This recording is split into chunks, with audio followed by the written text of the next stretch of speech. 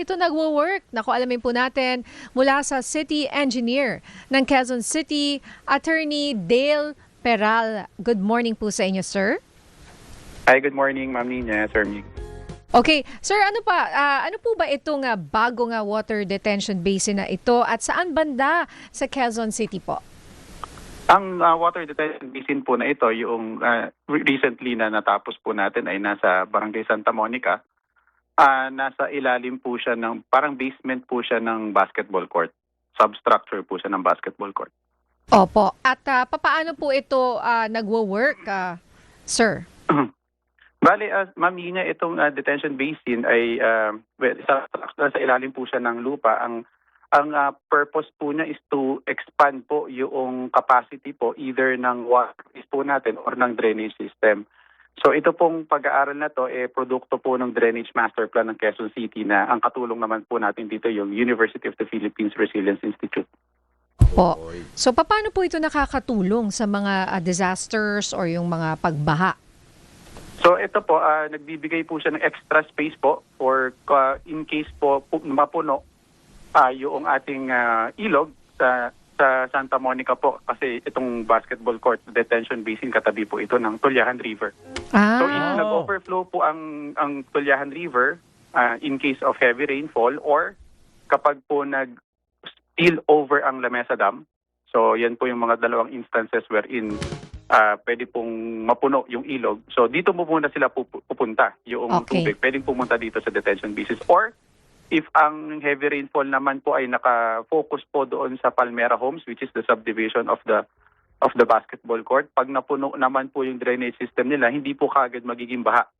So pupunta po muna dito sa detention basin. No, ang ganda po ng concept na to. Actually, nakita ko siya sa social media. So nakaka-believe kasi ako as a basketball person, alam natin talaga yung area, 'di ba? Floor area po talaga ng mga basketball courts is malalaki, 'di ba? Lalo na kung mga multi-level complex pa 'yan. Maganda po yung inisyatibo nito, no? Curious din ako, sir. Yung capacity po nito sa ilalim po niya. Gaano po yung volume po ng tubig ang kaya nang ma-hold? Yes, Sir Mig, yung capacity natin for Barangay Santa Monica Basketball Court Detention Basin is nasa 1,700 cubic meters. So, kinover po niya yung floor area ng basketball court with a depth of 4 meters.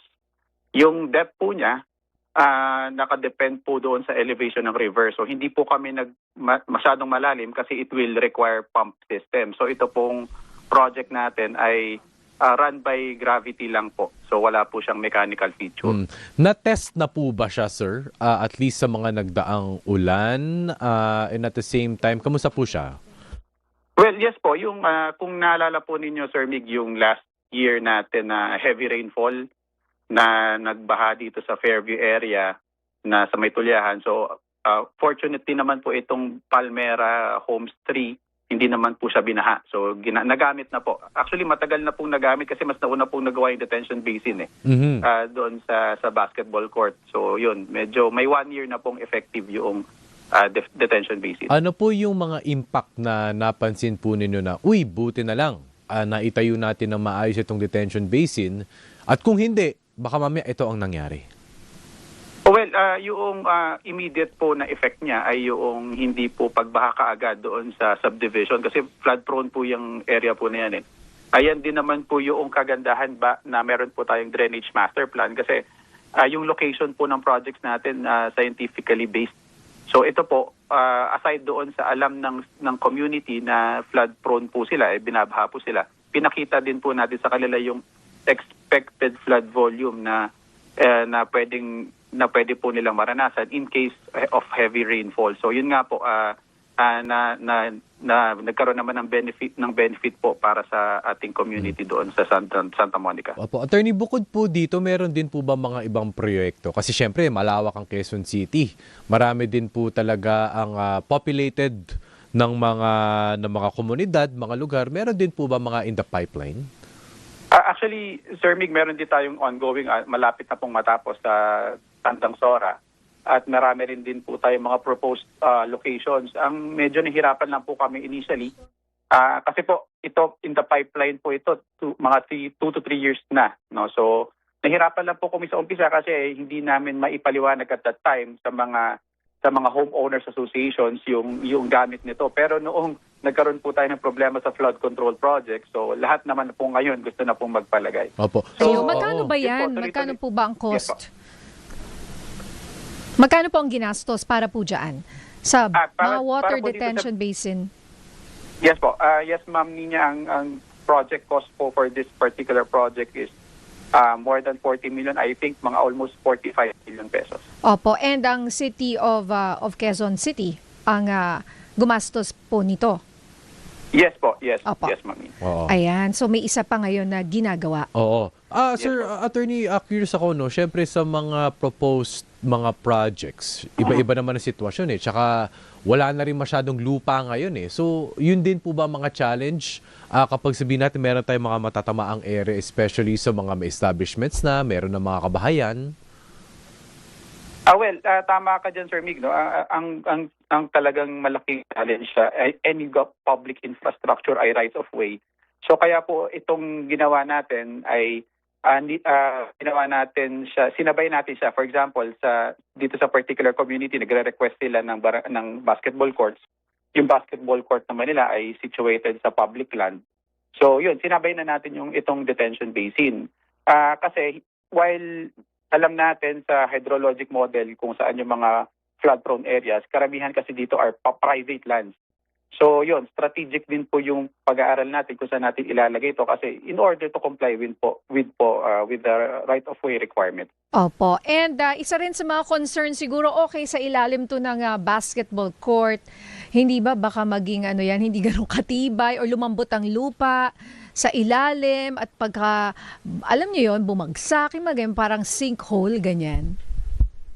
Ma'am Nina, hindi naman po kasi ito yung ginawa natin is not actually novel, no? So para lang siyang basement, no? Just imagine if may basement po tayo sa building, yan din po yung same technology and engineering design. At the same time, yung sa soil naman po, na consider po yan during planning and design.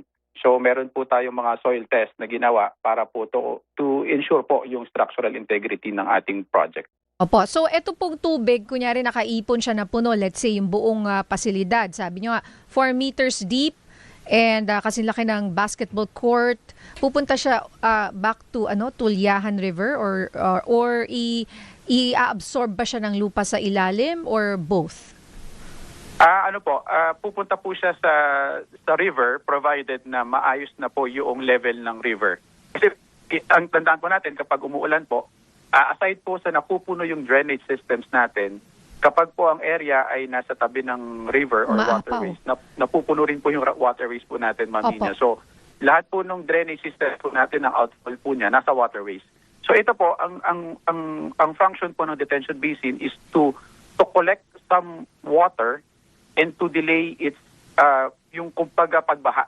Dinedelay po niya yung pagbaha in such a way na kapag nag-normalize po yung level ng Tulyahan River, i-discharge po natin yung naipong tubig sa detention basin pabalik po sa ilog.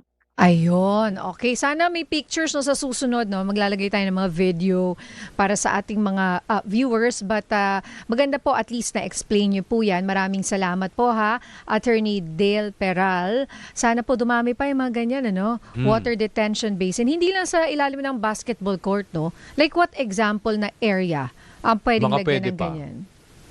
Actually, Ma'am Nina, marami na po. No? So, meron po tayo. Usually po, ginagawa natin ito sa ilalim po ng mga road right-of-ways. Kasi pag sa government road right-of-ways po, wala na po tayong acquisition of right-of-way. For example po, yung flooding incident po natin dito sa Fairview, sa Pearl Drive, along Commonwealth Avenue, noong Typhoon Karina, yan po yung nag-trending na ang baha po niya kalahati ng bus. So right after Karina, nirevisit po namin yung ating drainage master plan and we decided to install a detention basin across Commonwealth Avenue. So higher elevation po siya, nasa ilalim po siya ng kalsada. So fortunately naman po, nung mga heavy rainfalls last year, nagbaha po yung ibang parts ng Commonwealth pero buti naman po itong sa Pearl Drive hindi na po bumaha. Ayun. Maraming salamat. Attorney Dale Peral, ang City Engineer ng Quezon City. Thank you, sir.